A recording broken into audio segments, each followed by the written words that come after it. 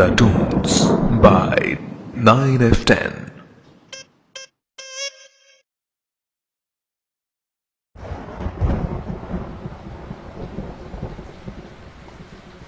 নভেম্বরের শুরুতে এরকম বর্ষার মতো বৃষ্টি সাধারণত হয় না। এবছর যেন নিম্নচাপ বড় তীব্র আকার নিয়েছে। গড়িয়াহাট চত্বরে এমনিতে জল জমে না, তবে গত কয়েক দিনের প্রবল বর্ষণ সেসব রেকর্ড ভেঙে দিয়েছে। অনেক কষ্টে জল ভেঙে হেঁটে আমি রওনা দিলাম রজতেশের বাড়ির উদ্দেশ্যে। আমি হাঁটছি জল ভেঙে, এমন সময় একটা গাড়ি আমার সামনে দিয়ে জল ঠেলে এগিয়ে গেল। গাড়ির কাঁচ নামিয়ে মাথায় টুপি আর চোখের সানগ্লাসের ফাঁক দিয়ে সে যেন আমাকে জরিপ করে নিল। আমি লোকটির দিকে সেভাবে তাকালাম না। এত সকালে কে এলো আর কে গেল সেদিকে তাকিয়ে সময় নষ্ট করার কোনো ইচ্ছে আমার ছিল না। অবশেষে পৌঁছে গেলাম রজতেশের হিন্দুস্তান পার্কের বাড়িতে। কলিং বেল বাজাতে দরজা খুলল রজতেশ। সুপ্রভাত রজতেশ। সুপ্রভাত আর্য। কি ব্যাপার এমন বৃষ্টির মধ্যে সকাল সকাল? এমনি চলে এলাম। ঘরে থাকলেই তো বাবা বলবেন দোকানে বসো, তার চেয়ে তোমার সঙ্গ নিলে সেই সুযোগ পাবে না। তাই ভাবলে সকাল সকাল ৭০ হাতের গরম চা খেয়ে সত্য অনুসন্ধানে নেমে পড়লে ভালোই হয়। কি তাই তো? সবই তো জানো ভায়া, আর কি বলি বলো তো। কদিন হলো একটা ঘটনা নিয়ে পুলিশ প্রশাসন সহ সমস্ত ডিপার্টমেন্ট বড্ড চিন্তিত। আজও দেখছি খবরটা ছেপেছে। কি ঘটনা যদি বিস্তারিত বলো। একটা অভিশপ্ত ছবি নাকি যার কাছেই পৌঁছেছে তারই কোনো না কোনো ক্ষতি হয়েছে, অনেক ক্ষেত্রে মৃত্যু অবধি হয়েছে। আর সবচেয়ে আশ্চর্যের ব্যাপার হলো সেই মৃত্যুগুলো হয়েছে খুব নির্মম ভাবে। এখন কথা হলো, সত্যি কি এটা সম্ভব? বিজ্ঞানের এত উন্নতির যুগে এই ধরনের কল্পনাপ্রসূত অযৌক্তিক কথাবার্তার কোনো মানে হয় না রজতেশ। যতটা সহজে এটা বললে আর ব্যাপারটা ততটা সহজ নয় আমার মনে হয়। আমিও প্রথমে গল্প আকারেই পড়েছি। কিসের ছবি আর কি এঁকেছেন গো? The hands resistant. এই শিরোনামটি সেই পেইন্টিং এর যা পৃথিবীর সবচেয়ে ভুতুড়ে ও ভয়ঙ্কর চিত্র হিসেবে পরিচিত। চিত্রকার বিল স্টোনহ্যাম 1962 সালে ছবিটি অঙ্কন করেন। ছবিটিতে ছিল একটি বাচ্চা ছেলে বিশাল আকৃতির একটি পুতুল নিয়ে দাঁড়িয়ে আছে একটা কাঁচ বিশিষ্ট দরজার সামনে, আর সেই দরজার পেছনে একটি অন্ধকার ঘর থেকে আরো কোনো বাচ্চা গ্লাসটিকে চেপে ধরে আছে। ওই ছবিটার বিশেষত্ব কি আছে? ছবিটার একটা বিশেষ ব্যাপার ছিল। অঙ্কন শিল্পী বিল স্টোনহ্যাম নিজেরই 6 বছর বয়সের একটি ছবি থেকে ছেলেটিকে এঁকেছিলেন। এর মানে ছবির বাচ্চা ছেলেটি তিনি নিজেই। দরজার দুই পাশ যেন এক জাগ্রত দুনিয়া, সেটা আবার কল্পনাপ্রসূত ও অসম্ভব একটি দুনিয়াকে আলাদা করছে। ইঙ্গিত করছে যে পুতুলটি ছেলেটিকে নিয়ে যাবে সেই কল্পনার জগতে।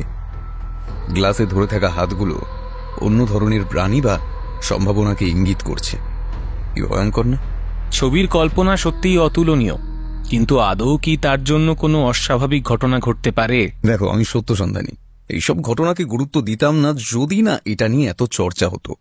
সর্বোপরি ইন্সপেক্টর অনিন্দ লাহিড়ী ফোন করে নিজের অসহায়তার কথা বলতে ব্যাপারটা ভাবিয়ে তুলেছে। অনিন্দ লাহিড়ী মানে বিড়লা মন্দিরের কাছে খুন, ডাক্তার সুখেন্দুবাবুর কেসটা যিনি তোমাকে সাহায্য করেছিলেন। হ্যাঁ, সেই ইন্সপেক্টর লাহিড়ী। তা ইন্সপেক্টর লাহিড়ীর আবার কি সমস্যা হলো? সম্প্রতি বালিগঞ্জ থানা থেকে ছুটি নিয়ে শৈল শহর দার্জিলিংয়ে বেড়াতে গিয়েছেন। সেখানে একটা লোকের কাছে ওই ছবিটি দেখে পছন্দ করে ফেলেন। খুব অল্প টাকায় উনি ওটা কিনে নেন। ব্যাপারটা এই অবধি ঠিকই ছিল, কিন্তু সমস্যাটা হলো 5 দিন পর থেকে। রাতের বেলা ঘরের মধ্যে রহস্যময় নানান শব্দ, কারোর চলন দেখেছেন।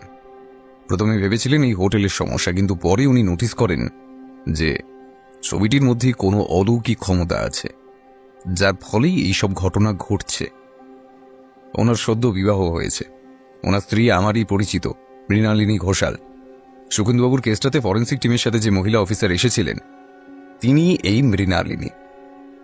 ভালোবেসে বিয়ে করেছে, মাস 6 হলো। ওদের সম্পর্ক অনেক দিনের। ছুটি কাটাতে এসে ভয়ঙ্কর ঘটনার সাক্ষী হয়ে ইন্সপেক্টররাও আতঙ্কে ভুগছেন।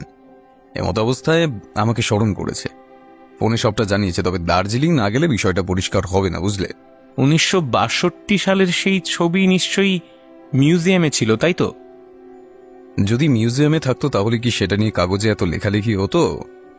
তার মানে ছবিটা গায়েব? গায়েব কিনা জানি না, তবে ছবিটা কখনো কোনো মিউজিয়ামে স্থান পাওয়ার সুযোগই পায়নি।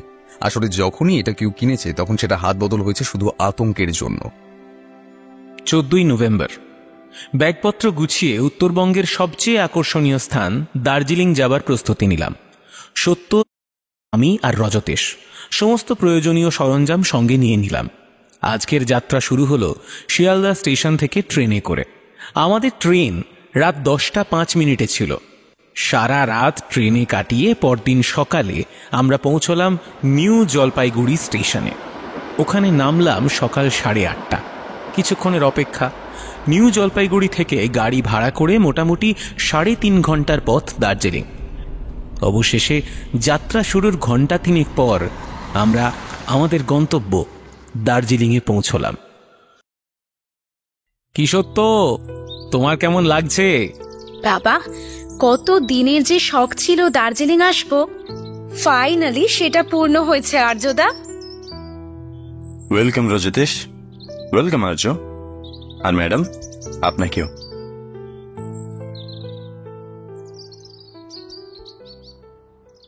একটু ফ্রেশ হয়ে পাশের ঘরে বিশ্রামরত মৃণালিনীর কাছে গিয়ে কয়েকটা ব্যাপারে একটু জানতে হবে। আর্য, তোমার আমার সাথে একটু বের হতে অসুবিধা নেই তো? আমি বেড়াতে আসা বলতে রজতেশের সাথে নানা রহস্যমূলক ঘটনার সাক্ষী থাকাকেই বেশি পছন্দ করি। আমাকে এমন অবস্থায় দেখে খুব অবাক হলি, তাই না? কিছুটা তো বটেই, তবে সবই কি ওই পেন্টিং এর জন্য? 10ই নভেম্বর রাত্রে হঠাৎ ঘরের মধ্যে কারো হাঁটা চলা আমি লক্ষ্য করেছি। মনে হচ্ছিল এই পেন্টিং এর বাচ্চাটি যেন কাঁদছে, আর আমি এগিয়ে যেতে না চাইলেও সে যেন খুব কাছে টানছে। এমনকি আমি এত উঁচু থেকে ওর টানে অবলীলায় নিচে নেমে যাচ্ছিলাম। এরপর হঠাৎ ধাক্কা, আর তারপর আমি অজ্ঞান হয়ে যাই। জ্ঞান ফিরতে কাউকেই দেখিনি। এরপর বাবার চোখের সামনে না থাকলেও ওই ছবির পুতুল ও বাচ্চাটি যেন আমার দিকে তাকিয়ে কাঁদছে। হ্যাঁ হ্যাঁ, ও কাঁদছে। বেশ বেশ, আমি বুঝতে পেরেছি, তুই শান্ত হ। ওকে। জানেন মিস্টার বক্সি, এই হয়েছে গত কয়েকদিনের ওর ভুল বকা। আমি না চিৎকার করে ওকে টেনে নিলে সেদিন রাত্রে ওর মৃত্যু অবধারিত ছিল। তবে আশ্চর্যের ব্যাপার হলো, মৃণালিনী যখন পাগলের মতো আচরণ করছিল, আমি তখন সিঁড়ির নিচে একজনকে দৌড়ে চলে যেতে লক্ষ্য করেছিলাম। ওর এমন অগোছালো অবস্থার জন্য তখন বিশেষ মাথা ঘামায়নি। এখানের কেয়ারটেকার আমার চিৎকার শুনে খানিকটা পরে আসে। মৃণালিনীকে চোখে মুখে জল দিয়ে সুস্থ করতে সে জানা এখানে ভূতের ভয় রয়েছে। যদিও সে কথা আমি বিশ্বাস করিনি। সুস্থ হতে মৃণালিনী বারবার ওই ছবিটার কথা বলছিল। কিন্তু সে ছবি তো আস্তে আস্তে পরিবর্তন হয়ে পুতুলের হাতের আঙুল বড় হয়ে গেছে, আর বাচ্চাটির চোখ দুটোও বড্ড হিংস্র হয়ে উঠেছে। এক রাতের মধ্যে এই পরিবর্তন যেন মৃণালিনীকে আরো অস্থির করে তুলেছে। সে ছবি এখন কোথায়? আপনি কি দেখতে চান মিস্টার বক্সি? নিশ্চয়ই মিস্টার লাহিড়ী, এক্ষুনি ওটা দেখান। আপনি নিঃসংকোচে ছবিটা আমায় দেখান। আমার ষষ্ঠ ইন্দ্রিয় বলছে যা গন্ডগোল ওই ছবিটাই লুকিয়ে আছে। আপনি ছবিটা লুকিয়ে নয়, বরং সবার সামনে আনুন। ইউরেকা আর্য, ইউরেকা! পেয়েছি। কি পেয়েছো গো তুমি? এদিকে এসে দেখো সত্য। হাতের আঙুলগুলো যেন বড্ড বেমানান, আর আর চোখগুলো কি ভয়ঙ্কর গো। ইয়েস, সত্য, আঙুলগুলো বেমানান আর চোখগুলো ভীষণ ভয়ঙ্কর, আর ওটাই রহস্য। দেখুন তো মিস্টার লাহিড়ী, সেদিনের পর ছবিটার মধ্যে কোনো পরিবর্তন হয়েছে? না না মিস্টার বক্সি, কিছুই পরিবর্তন নেই তো। আচ্ছা মৃণালিনী, তুই একটিবার মুখ তুলে দেখ, এই ছবিটার নকল। কোনো ভূত বা সম্মোহিনী ক্ষমতা নেই। এই ছবি নকল মানে? আর্য, এই পেন্টিং কিল স্টোনম্যানের আঁকা পেন্টিং নয়, এটা নকল ছবি। সেদিন তো এই ছবিটাই ছিল।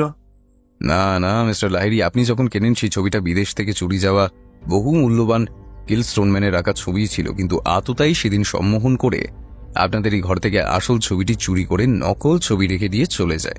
সুতরাং আপনার কেনা সেই ছবি এটি নয়। আমি তো কিছুই বুঝলাম না মিস্টার বক্সি। আমি কিছুটা বুঝতে পারছি, তবে এর পিছনের রহস্যটা এখনো পরিষ্কার নয় মিস্টার লাহিড়ী। তবে মৃণালিনী কিংবা আপনার আতঙ্কের কোনো কারণ এই মুহূর্তে নেই সেটা নিশ্চিতভাবে বলতে পারি। এবার আমার প্রথম কাজ হবে চুরি যাওয়া কিল স্টোনম্যানের অরিজিনাল পেন্টিং খুঁজে বের করা আর তার সাথে জড়িয়ে থাকা রহস্যকে সামনে আনা। মন বলছে সে ছবি এখনো দার্জিলিংয়ের বাইরে যায়নি, সুতরাং আমাদের সোর্স বাড়িয়ে নজরদারি চালাতে হবে। জানি না এর জন্য আমাদের কোন কোন সমস্যার মুখোমুখি হতে হবে। তাহলে কি সত্যসন্ধানী রজতেশের সত্যানুসন্ধান শুরু হয়ে গেল? বলতে পারো আর্য, তবে শুরুটা কলকাতা থেকেই হয়ে গেছে। আচ্ছা, আপাতত আপনারা সকলে বিশ্রাম নিন, আমি আর আর্য একটু ঘুরে আসছি। রজতেশের কথা অনুযায়ী সত্যকে ইন্সপেক্টর লাহিড়িদের রুমে রেখে আমি আর রজতেশ গেস্ট হাউস থেকে বেরিয়ে রাস্তায় নেমে এলাম। কিছুক্ষণ এদিক সেদিক হেঁটে গেস্ট হাউসের চারিদিকের বিভিন্ন মোড়গুলো পর্যবেক্ষণ করতে লাগলাম আর রজতেশের কথা মতো কাছাকাছি কোনো সন্দেহজনক কাউকে খোঁজার চেষ্টা করতে লাগলাম। আমরা যে গেস্ট হাউসে উঠেছি সেখানে শেষের ঘরটায় একজন ভদ্রলোক উঠেছেন, সেটা প্রথমে লক্ষ্য করিনি, কিন্তু রাস্তায় হাঁটতে গিয়ে একজন ব্যক্তিকে বেশ কিছুক্ষণ আমাদের দিকে তাকিয়ে পর্যবেক্ষণ করতে দেখে মনে হলো একে আগে কোথাও দেখেছি। মাথায় বেটন হ্যাট, হাতে দামি লাঠি আর পরনে দামি কোট, ঠোঁটের কোনায় দামি বিদেশি সিগারেট দেখে একজন লোকের কথা মনে হচ্ছিল, কিন্তু কিছুতেই মনে করতে পারলাম না। তিনি আমাদের সামনে দিয়ে এগিয়ে গেলেন, তার মুখে মৃদু হাসি। আমার হাসির চেয়ে লোকটির কথা বেশি মনে হচ্ছিল, তাই মুখের অভিব্যক্তি ঠিক পরিবর্তন করতে পারলাম না।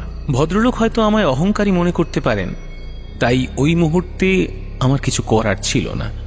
রজতেশ হাঁটতে হাঁটতে গতি কমিয়ে আমার দিকে তাকিয়ে বলল,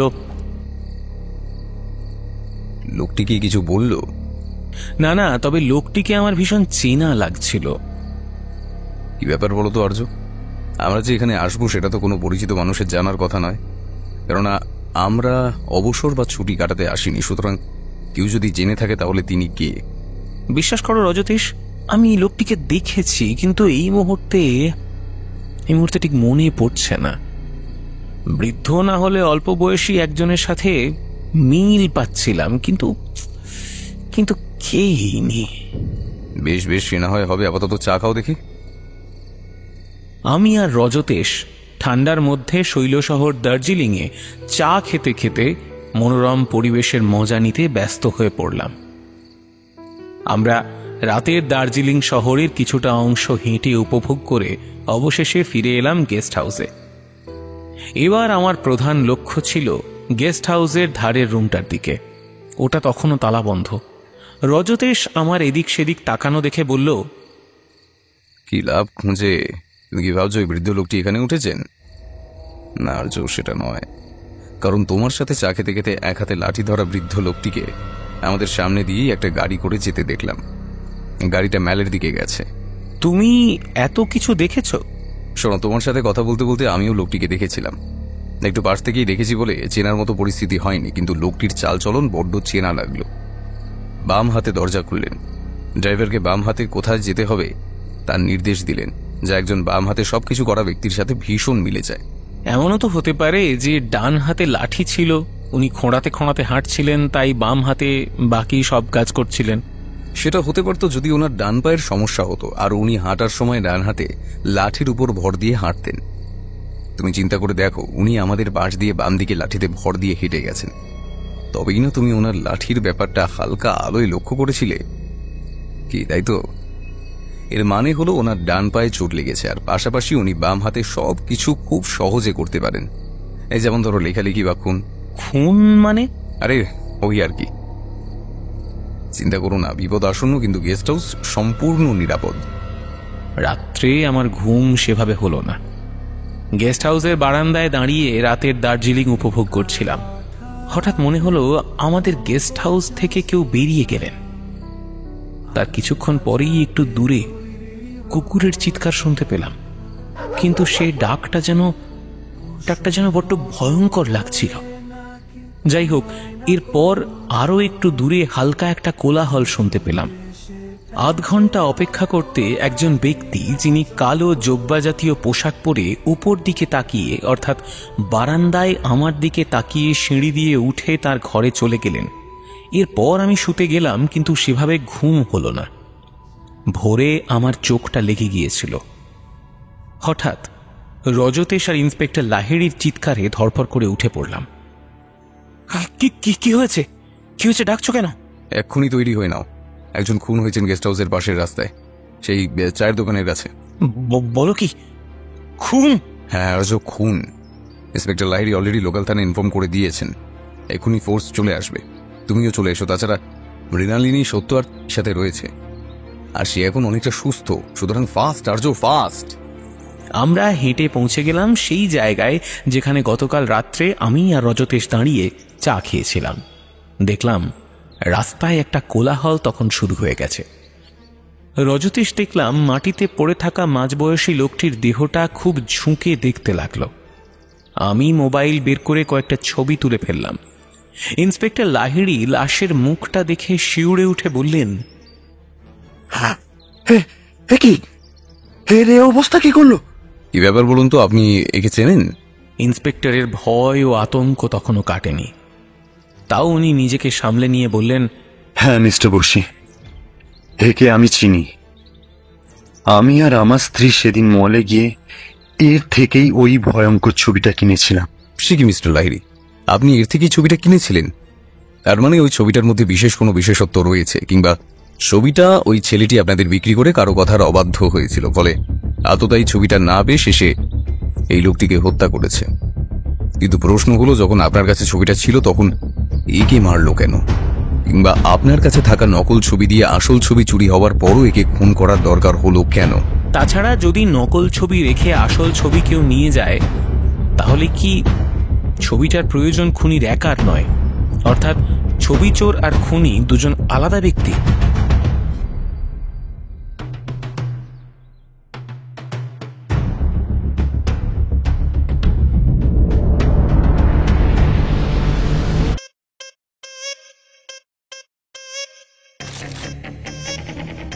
আমি সতীনাথ দত্ত, বাড়ি কলকাতায়।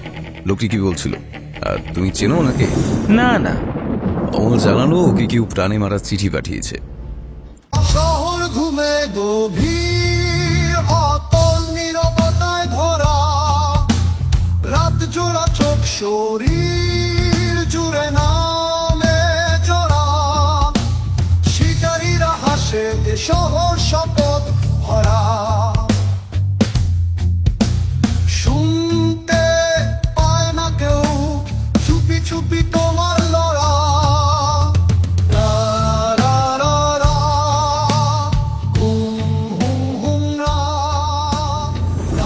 গোয়েন্দা টুনস বাই 9F10।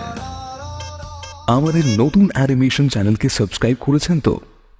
ডেসক্রিপশনে লিংক দেওয়া রইল।